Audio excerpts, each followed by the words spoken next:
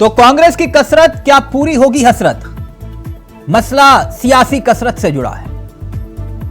बागेश्वर में भले ही कांग्रेस हार गई, मगर जीत का हौसला कांग्रेस कह रही है कि अभी भी है। मसला यह कि जो जीत का मार्जिन है वो कम होना कांग्रेस को उम्मीद की किरण दिखा रहा है। दरअसल कांग्रेस चाहती है कि जो 10 सालों का सूखा है लोकसभा में, वो सूखा खत्म किया जा सकता है, लेकिन उसकी एक रणनीति है। यानी बागेश्वर वाला प्लान तैयार किया जा रहा है। कांग्रेस के सूत्र दावा कर रहे हैं कि समूचे विपक्ष को उत्तराखंड में एकजुट करने की कवायद कांग्रेस कर रही है। और अगर ऐसा होता है तो फिर कांग्रेस के लिए राह आसान हो सकती है। लेकिन क्या वाकई ऐसा है? और क्या इतना आसान है कि समूचे विपक्ष को एकजुट करके चुनावी रण में बीजेपी को मात देना? आज इसी पर करेंगे चर्चा। हमारे साथ जुड़ेंगे मेहमान, लेकिन पहले आपको दिखाते हैं रिपोर्ट और फिर सीधा रुख करेंगे अपने मेहमानों की तरफ।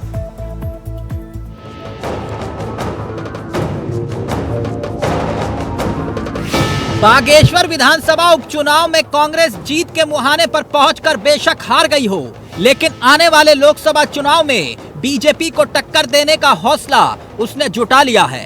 दरअसल कांग्रेस लोकसभा चुनाव से पहले सभी विरोधी दलों को साथ लाकर एकजुट करने की कवायद में जुट गई है। यानी कि सारे विपक्षी कुनबे को इकट्ठा करके बीजेपी को हराने का सपना देखा जा रहा है। साफ है, भाजपा को मजबूत चुनौती देने की तैयारी कांग्रेस कर रही है। यानी बागेश्वर उपचुनाव की रणनीति पार्टी लोकसभा चुनाव में अपना सकती है। इसके लिए उसने नए सिरे से रणनीति पर काम भी शुरू कर दिया है।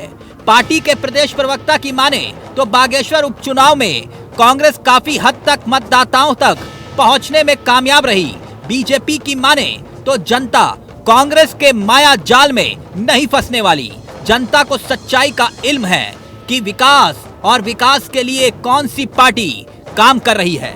यानी कांग्रेस लोकसभा चुनाव में रणनीति का ताना बाना बुन रही है, तो भाजपाई दावा कर रहे हैं कि एक बार फिर से पांचों की पांचों लोकसभा सीट पर भगवा लहराएगा, कमल खिलेगा।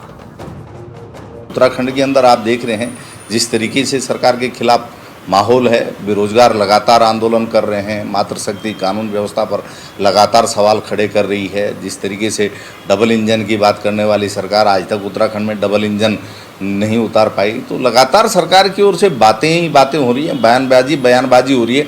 धरातल पर न रोजगार दिखाई दे रहे हैं, न विकास दिखाई दे रहा है। तो ये मुद्दा आम मतदाता तक पहुँचाने की जरूरत है और हम आम मतदाता तक इस मुद्दे को निश्चित तौर पर पहुंचाएंगे और कोई भी कसर जो है लोकसभा चुनाव के लिए नहीं छोड़ेंगे। जनता भारतीय जनता पार्टी की रीति नीति और नियत से भली भांति परिचित है।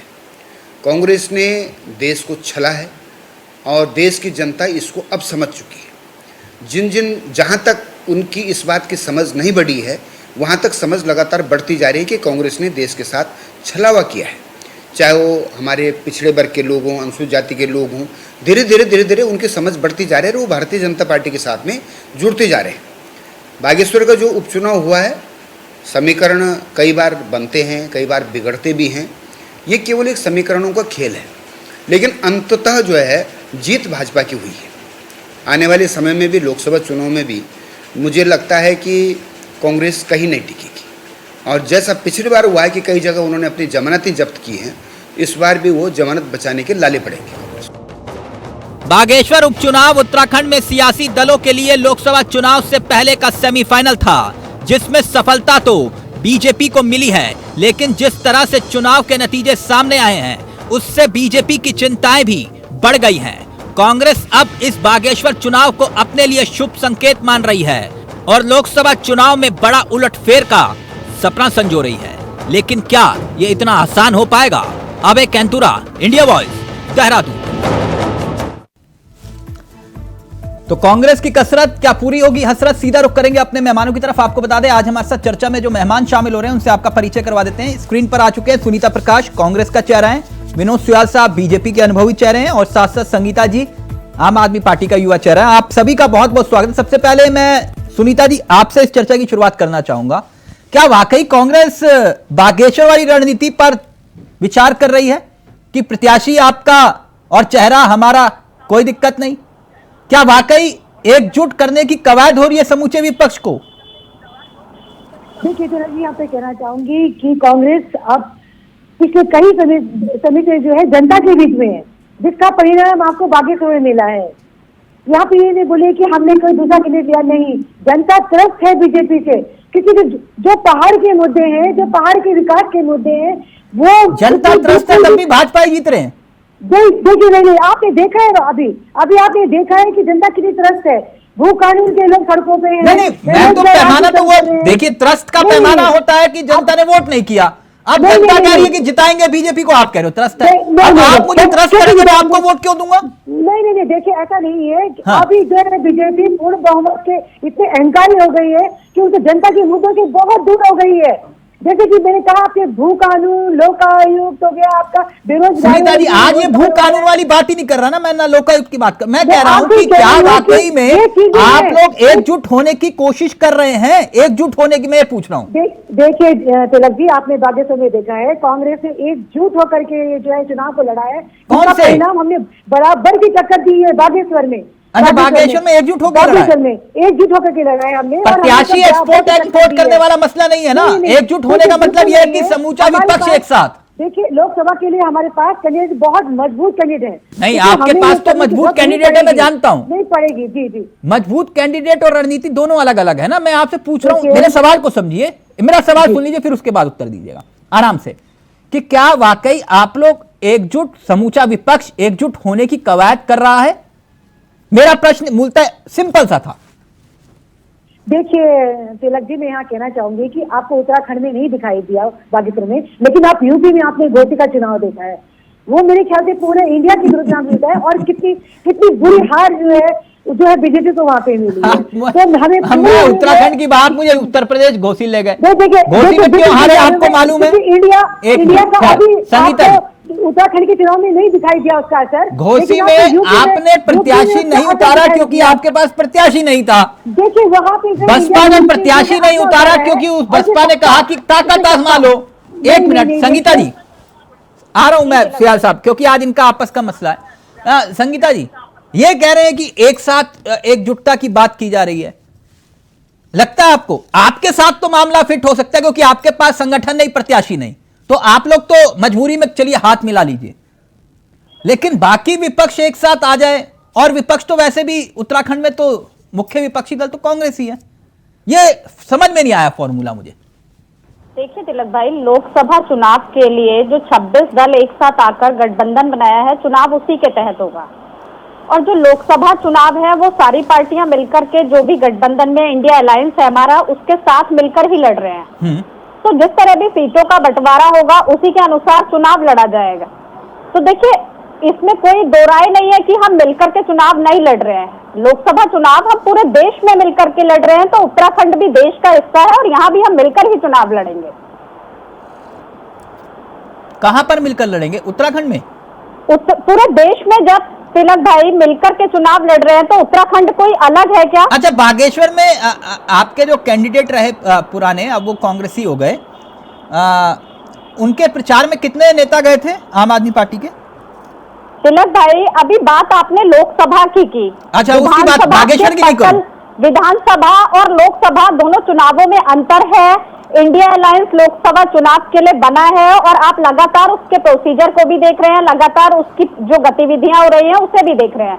तो जब सारे 26 के 26 दल एक प्लेटफॉर्म पर आकर एक साथ लोकसभा चुनाव की तैयारी कर रहे हैं, तो उत्तराखंड भी उसी के तहत है। अच्छा, और उत्तराखंड का लोकसभा चुनाव भी उसी के अनुसार। मतलब राज्यों के विधानसभा चुनाव में कहानी कुछ और है और लोकसभा के चुनाव में कहानी कुछ और है। ओके, मैं समझ गया।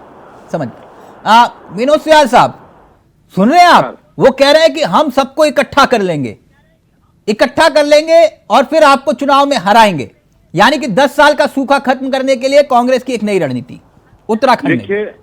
देखिए हमारी दोनों बहनें बैठी हुई हैं इस पे, और मातृशक्ति है, सर्वप्रथम मातृशक्ति को प्रणाम करता हूं जी, और बागेश्वर की जनता का हार्दिक अभिनंदन करता हूं कि उन्होंने मातृशक्ति का वहां पर सम्मान किया है और पार्वती देवी जी को चुनाव जितवाया है। बसंत जी के लिए भी दो शब्द बोल दीजिए, बहुत अच्छा चुनाव लड़ा है उन्होंने। सोचिए कि आम आदमी पार्टी अगर मदद कर देती तो फिर तो कहानी कुछ और भी हो सकती थी। ये तो शुक्र करिए, थैंक यू बोलिए, मोतीचूर का लड्डू भेजिए संगीता जी के घर कि ये लोग प्रचार में भी नहीं गए।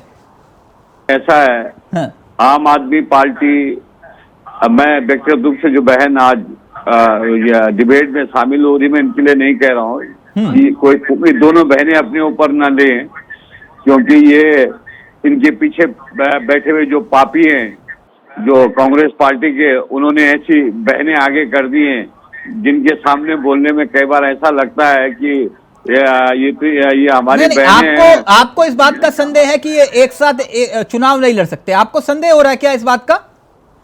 एक साथ लड़े, ये एक साथ सारे हो जाए, इन्होंने कई बार प्रयास किए हैं। ये दोनों बहनें बैठी हुई हैं। हाँ। दोनों बड़ी समझदार हैं।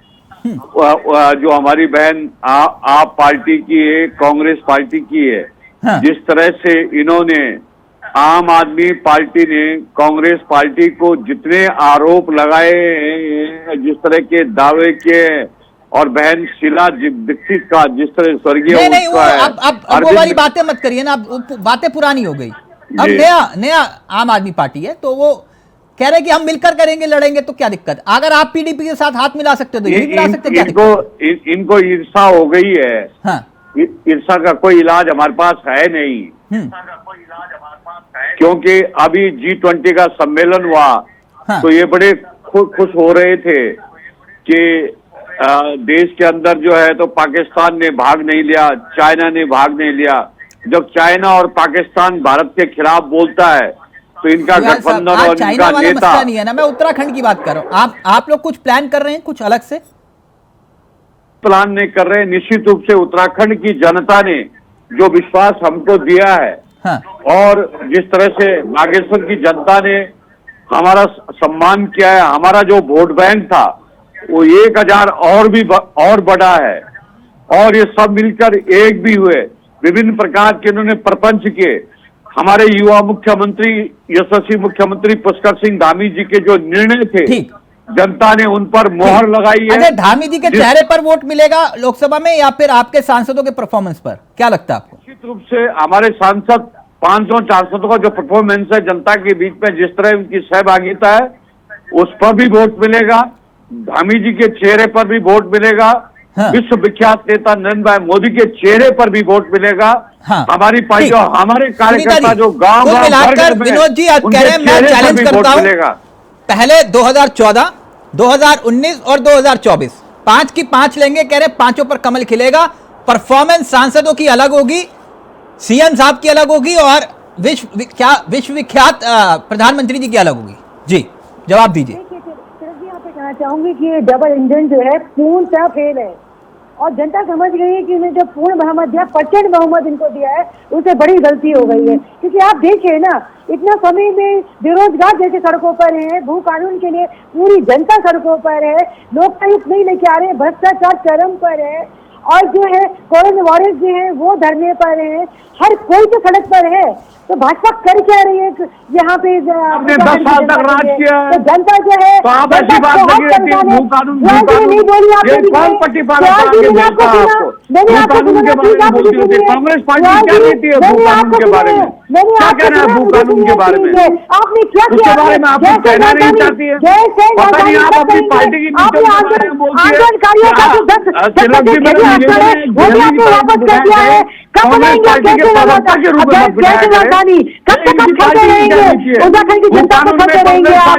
गलती की है आपको पूर्ण बहुमत देकर के, जो आपने जितना दुरुपयोग किया है पूर्ण बहुमत का, जनता सब देख रही है आपको। आप कांग्रेस के ऊपर टिकला फोड़ते हैं, और आपकी 6 साल तक आपकी राजनीति बहुत चल रही है, लेकिन अब चलने वाली नहीं है। जनता सजग हो गई है, जनता ने देख लिया आपका कि आपको जो है आपको पूर्ण बहुमत मन के विषय नहीं है, मेरे मन के विषय नहीं है। आपकी पार्टी की नीति उत्तराखंड राज्य के बारे में, जिस पार्टी की आप प्रवक्ता है, जिस पार्टी ने उत्तराखंड राज्य को जिस पार्टी ने यहाँ के विधायकों को जिस पार्टी ने लोकतंत्र की पूरी हत्या की है, उसके बारे में सुनीता जी, पानी में भर एक सेकंड ऑडियो नीचे। सुनीता जी क्यों, आराम से, बीपी हाई मत करिए अपना, आराम से प्लीज। मैं एक बात जानना चाह रहा था संगीता जी आपसे, ये जो उत्तराखंड में विपक्षी एकजुटता वाला फॉर्मूला है ना, कोशिश कवायदे कई बार हुई, लेकिन विपक्ष के रूप में कहीं पर भी कांग्रेस के सिवा कोई और दिखाई नहीं दिया। मुख्य विपक्ष के रूप में या तो फिर बीजेपी रही या फिर कांग्रेस रही। उदाहरण है, उत्तराखंड क्रांति दल ने खुद को, अपने आप को खत्म करने का काम किया, इसके प्रमाण है। कांग्रेस के साथ रहे, कांग्रेस ने उभरने नहीं दिया, बीजेपी के साथ रहे, बीजेपी ने नहीं उभरने दिया। विपक्ष के रूप में समाजवादी पार्टी का अस्तित्व हमेशा से ही एक अलग रहा है। आम आदमी पार्टी अपने आप को खड़ा नहीं कर पाई, तो मुख्य विपक्ष के रूप में तो अभी कांग्रेस ही दिखाई दे रही है ना। आप लोग तो ना 3 में ना 13 में। तिलक भाई देखिए, आम आदमी पार्टी को बने अभी 10 साल हुए हैं और उसमें जितना हमने 2 राज्यों में सरकार बनाई और कई राज्यों में हमारे विधायक हैं, तो इतना परफॉर्मेंस तो ये जो 2 पार्टियां बैठी हैं 10 साल में इन्होंने नहीं किया था। भाजपा को एक लंबा समय लगा, आज जो वो पूरे देश में सरकार में है, सत्ता में है। तो आम आदमी पार्टी भी हर राज्य में कोशिश कर रही है और देखिए जिस तरह से वो काम करती है, जो उसका मॉडल है, वो धीरे धीरे हर प्रदेश के लोग पसंद कर रहे हैं। ये दलील गले नहीं तिलक भाई, ये दलील गले नहीं। मैं प्रैक्टिकल बात करता हूं उदाहरण के साथ। अगर गलत होगा तो उस समय काट दीजिए, कहीं एक गलत बोला आपने। मैं बताता हूं कैसे। मैंने उत्तराखंड क्रांति दल का जिक्र किया। पहली बार चुनाव जब उत्तराखंड क्रांति दल लड़ा, तब शायद सुयाल साहब अगर मैं सही हूं तो 4 विधायक आए थे। 4 विधायक आए, ठीक। उसके बाद फिर जनता ने और मौका दिया, जब देखा कि ये सत्ता की गोद में जाकर बैठते तो जनता ने नकार दिया, ठीक। इसका एक और उदाहरण देता हूं मैं आपको, सबसे बड़ा उदाहरण है। जानते हैं कांग्रेस के बाद अगर कोई मुख्य विपक्षी दल के रूप में अभी कोई वजूद में है जिसका वोट बैंक और जनाधार है, इतिहास उठा के देखिएगा उत्तराखंड का, वो है बसपा, बहन जी की पार्टी। बहन जी की पार्टी। उदाहरण के तौर पर 2007 का चुनाव उठाइएगा, तब विधायकों की संख्या देखिएगा, 2002 का, 2014 का। यह प्रमाण है कि वोट बैंक है, जनाधार है मुख्य विपक्ष के रूप में। तो ये मत बोलिए कि हम तो नए आए हैं, हम तो कुछ कर ही नहीं सकते। भाई मैंने ये नहीं कहा कि हम नए आए हैं, मैंने कहा आम आदमी पार्टी सब जगह सभी राज्यों में अपना प्रयासरत है और प्रयास कर रही है। हाँ। गुजरात में हमने 5 सीटें जीती, गोवा में हमने सीट जीती, अभी यूपी में हमने पंचायत में बहुत अच्छा प्रदर्शन किया। तो देखिए लगातार आम आदमी पार्टी का ग्राफ बढ़ रहा है और आप बिल्कुल सही कह रहे हैं कि यहाँ बहुजन समाज पार्टी के विधायक आज भी हैं। हरिद्वार की सीटों में हम देखें तो वहां से उन्हें अक्सर सीट जीत करके वो आते हैं, उनके विधायक हैं। तो देखिए बसपा का यहाँ परफॉर्मेंस रहा है, इसमें कोई गुरेज नहीं है। आम आदमी पार्टी भी प्रयासरत है और देखिए जो लोकसभा का चुनाव है तिलक भाई, वो तो सारे दल मिलकर के लड़ रहे हैं, तो उसी के अनुसार ही उत्तराखंड में भी उसी रीति नीति से चुनाव होगा, उससे विमुख जाकर के चुनाव नहीं होगा। सुनीता जी, ये कौन सी रीति नीति जो बागेश्वर का आप जिक्र कर रहे हैं, जो सुयाल साहब को इतना गुस्सा कर रहे हैं आप, वो कौन सी रीति नीति थी जिसमें आम आदमी पार्टी का चेहरा आपने एक्सपोर्ट किया? ठीक, पहला। दूसरा ये कि आम आदमी पार्टी का चेहरा आने के बावजूद आम आदमी पार्टी ने कोई सहयोग नहीं किया।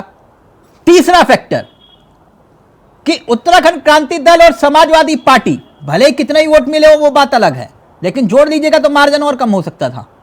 उन्होंने भी प्रत्याशी उतार दिए, मतलब समाजवादी पार्टी ने प्रत्याशी उतार दिया, जहां अधिकांश सीटों पर विधानसभा में उसकी जमानत जब्त हो जाती है, लेकिन बागेश्वर में चुनाव में प्रत्याशी उतारना था। कौन सी एकजुटता की बात कर रहे हैं सुनीता जी आप? चाहूंगी, पहले तो बसंत जी ने आम आदमी पार्टी छोड़ दी थी, उसके बाद वो कांग्रेस में आ गए थे। पहली बात तो ये है। दूसरी बात तो कहना चाहूंगी कि जिस समय बागेश्वर में चुनाव हुआ तब हम लोगों की वार्ता चल रही थी तब कोई हम परिणाम में नहीं पहुंचे थे। तब हमारी दूसरी वार्ता शायद बेंगलोर में, आप ज्यादा जानते कहाँ हुई है, लेकिन उस समय हमारी ये बिल्कुल नहीं हुआ था कि हम इस सब पार्टियां मिलकर लड़ेंगी। हमारी वार्ता चल रही थी। मैडम, समाजवादी पार्टी का प्रत्याशी उतारना आपने तो अभी मतलब चित्त भी मेरी और पट भी मेरी। अभी आप मुझे घोसी बता रहे थे कि घोसी में क्या कर दिया, इतिहास रख दिया, तो घोसी में आप बोलिए ना आपका प्रत्याशी नहीं था। उत्तराखंड में इसका कोई असर नहीं था तिलक जी, उत्तराखंड में कोई असर नहीं था। लेकिन हाँ, किसी बड़े नेता जैसे हमारे अखिलेश जी हो गए और बाकी बड़े नेता हैं, वो सब यूपी का अलग था, लेकिन वहाँ पे हमें फिर देखिए कोई निर्देश नहीं मिला। यूपी में अलग था, उत्तराखंड में अलग है। छोटे बच्चों को टॉफी खिला रही होंगी कि चुप हो जा, एक टॉफी खा ले। तार्किक बात करो ना, तार्किक बात करो। जो इंडिया गठबंधन है उसका लॉजिक क्या है ये बताइए ना, ये बताइए, उस पर बोलिए। आप तो बोल रहे चुप हो जा बेटा, लेकिन हमारे एक होने का जो असर दिखा दिया वो यूपी में दिखाई दिया।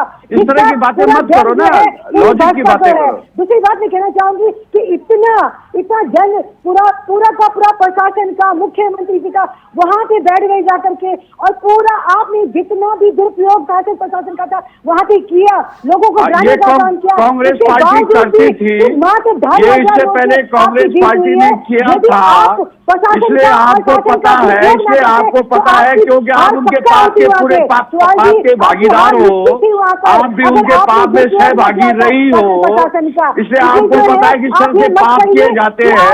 भारतीय जनता पार्टी पापी नहीं है, कांग्रेस पार्टी पापी है। लोकतंत्र का अपमान हमेशा कांग्रेस ने किया है, कांग्रेस ने बक्से भी बदले हैं, कांग्रेस ने जो लोकतंत्र की हत्या भी की है, कांग्रेस ने इमरजेंसी भी लगाई है, कांग्रेस ने निर्णय भी प्रभावित किए हैं। इसलिए मेरी बहन, आप ही इस पाप के भागीदार हो, आपकी पार्टी इस पाप की भागीदार हो, और आप भी उसमें शामिल हो, क्योंकि आप इन पापों के साथ शामिल हो रखी हो। तो आप पापों की बात मत करो। भारतीय जनता पार्टी लोकतंत्र में विश्वास करती है, निर्वाचन आयोग चुनाव करवाता है, और वो जो चुनाव हुआ है बिल्कुल निष्पक्षता के आधार पर, नियम कानून के आधार पर हुआ है। एक मिनट सुनीता जी, एक मिनट। ये गजब कहानी हो जाती है कि बागेश्वर में ईवीएम और प्रशासन जो है वो दबाव में काम करता है, लेकिन घोसी में जो है वो स्थिति बदल जाती है ना? मतलब गजब। ठीक, एक मिनट, एक मिनट सियाल साहब, देखिए आपने तो गंगोत्री से लेकर हरिद्वार तक विकास की गंगा बहाई, ठीक, जहां देखो वहां चप्पे चप्पे पर विकास दिखाई देता है, और पकड़ पकड़ के आपने युवाओं को रोजगार भी दिया। 5 गांव भी जो सांसदों ने लिए थे तिलक भाई, वो भी बड़े हो गए और चमक रहे हैं बहुत। एक मिनट संगीता जी, उन्होंने कम से कम कुछ तो गोद लिया। एक बात विनोद सियाल साहब, मैं ये बात जानना चाह रहा था आपसे कि इसका मतलब तो ये होना कि 5 सांसदों ने दिल खोलकर मेहनत की, जी तोड़ मेहनत की, पसीना बहाया, और क्षेत्र से ना गायब रहे और ना ही उनके पोस्टर छपे गुमशुदगी के। तो 5 के 5 सांसद टिकट के हकदार बनते हैं और 5 के 5 सांसदों को टिकट मिलेगा, ठीक, यही ना? हमारे 500 सांसदों का परफॉर्मेंस जनता के अनुकूल है। हाँ। और निश्चित रूप से उत्तराखंड राज्य के अंदर जो विकास हुआ है, केंद्र पोषित योजनाओं में उनकी जो सहभागिता थी उन्होंने पूरी तरह से निभाई है। हाँ। वो सब बधाई के पात्र है, सब। मेरा सवाल यह था कि 5 सांसदों को टिकट मिलेगा ना? अब टिकट मिलने का निर्णय हमारा संसदीय बोर्ड तय करता है। क्यों? आप तो कह रहे कितना विकास किया उन्होंने, पूछिए मत, तो फिर टिकट तो मिलना चाहिए। उन्होंने विकास किया है। हाँ, और तो फिर टिकट क्यों कट जाएगा सर, जब उन्होंने विकास किया? किसी का टिकट नहीं कट रहा आज के डेट में। नहीं कटेगा ना? नहीं कटेगा। मैं तो पार्लियामेंट्री बोर्ड का वो हेड थोड़ी हूँ। नहीं, आप तो नहीं मुझसे परफॉर्मेंस की बात कर रहा हूँ सर। मुझसे उतना ही सवाल करिए जितने सवाल की मेरी गुंजाइश है देने। नहीं विनोद जी, मैं कह रहा हूँ कि मैं कह रहा हूँ काम किया है तो टिकट तो मिलेगा ना? निश्चित रूप से मिलेगा। हाँ, किसी का टिकट नहीं कटेगा? नहीं, टिकट कटना न कटना ये कोई विषय थोड़ी है, ये मेरा विषय थोड़ी है। हाँ। ये पार्टी समय समय पर विचार करती है। निश्चित रूप से उन्होंने अच्छा काम किया है, 5 सांसदों ने अच्छा काम किया है। हाँ, संगीता जी आप मुस्कुरा क्यों रही हैं? वो कह रहे 5 सांसदों ने बेहतरीन काम किया है, विकास किया है, तो 5 को टिकट मिलेगा। वो कह रहे किसका कटेगा ये मेरी गारंटी नहीं है। सांसदों ने कितना काम किया है ये मेरे बड़े भाई साहब विनोद जी को भी पता है। तो लेकिन हाँ, ये इनके अधिकार में नहीं है कि टिकट किसका कटेगा नहीं कटेगा, ये अभी नहीं बता सकते, ये बात अलग है। भले ही मन के अंदर हो, पता भी हो कि किसका टिकट कटने वाला है, क्योंकि देखिए जब गुमशुदगी के उनके पोस्टर लग गए और वो दिखाई नहीं देते उत्तराखंड में, 5 जो गाँव गोद लिए थे वो भी सुयाल भाई दिखाई नहीं दे रहे कि कहाँ है वो। तो किस लोकसभा में कितना काम हुआ ये आप भी जानते हैं, यहाँ की जनता भी जानती है, हम भी जानते हैं। यहाँ रहा आसान है, सुनीता जी प्रयास करके देखिएगा, यहाँ रहा थोड़ी आसान है। कम से कम ये तो नहीं है ना कि आम आदमी पार्टी कहेगी नहीं हमारा भी प्रत्याशी उतारिए। इनके पास प्रत्याशी नहीं है तो उतारेंगे कहां से? उदाहरण के तौर पर दिल पे मत लीजिएगा संगीता जी, तो यहां थोड़ा मामला जम सकता है, जम सकता है। और यहाँ पे मैं बिल्कुल राजनीति से उठ करके बात करूंगी। तो ना तो उत्तराखंड क्रांति दल अगर मान जाए तो उसके पास कोई प्रत्याशी, ना सपा के पास कोई प्रत्याशी, ना आम आदमी पार्टी के पास कोई प्रत्याशी। बहन जी मान जाए तो फिर हरीश जी की बल्ले बल्ले, मतलब हरीश रावत जी की हरिद्वार में बल्ले बल्ले, है ना। तो ये विषय है, थोड़ा रहा आसान है। सुयाल साहब कुछ कह रहे हैं जल्दी से, सुयाल साहब। चुनाव लड़ाएंगे क्या जी? 5 जगह क्या हरीश रावत जी कोई चुनाव लड़ाएंगे? नहीं, अभी तो मसला हरिद्वार वाला है ना, ये हरक सिंह रावत और हरीश रावत जी की हसरत, अब दोनों में से किसकी एक तो पूरी होगी ना।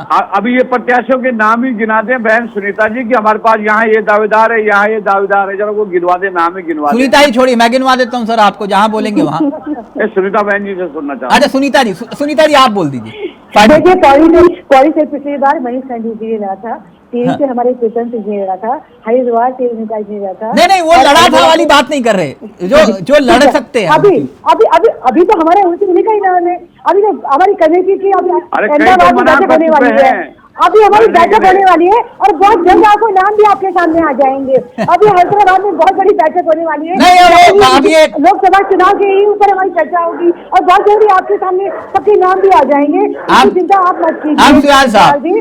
जिनकी जहाँ दिलचस्पी मैं बता देता हूँ, वो दरअसल ये उनकी दिलचस्पी थोड़ी ना पौड़ी में मनीष खंडूरी लड़ेंगे या नहीं लड़ेंगे, या फिर प्रदीप टमटा जी की कैसी तैयारी है, विषय वो नहीं है। वो जानना चाह रहे हैं कि हरीश रावत हरिद्वार लड़ेंगे या नहीं लड़ेंगे, मुद्दे की बात हुआ है, यही थी ना। देखिए अभी मैंने से कहा थे कि हैदराबाद में मीटिंग होने वाली लोकसभा के चुनाव को लेकर ही, वहीं पे ही नामों का भी जो है आप सबके नाम दे देंगे और बहुत जल्दी आपके सामने आएंगे तो लग जी, तो बहुत जल्दी आपके सामने हमारे। नहीं, मैं जल्दबाजी में नहीं हूँ, कुछ लोग जल्दबाजी में हैं। अब देखते हैं किसकी हरिद्वार से हसरत पूरी होती है। बाकी तो सुयाल साहब जी ने फील्डिंग लगा दी है बहुत जबरदस्त तरीके से, आजकल बहुत छापे डल रहे हैं, मसला वही है। खैर बहुत बहुत शुक्रिया संगीता जी आपका भी, सुनीता जी आपका भी, और सुयाल साहब आपका भी बहुत बहुत शुक्रिया। तो कांग्रेस की कसरत क्या पूरी होगी हसरत, अब देखते जाइए आगे आगे होता है क्या। नमस्कार, जय हिंद, जय भारत, जय उत्तराखंड।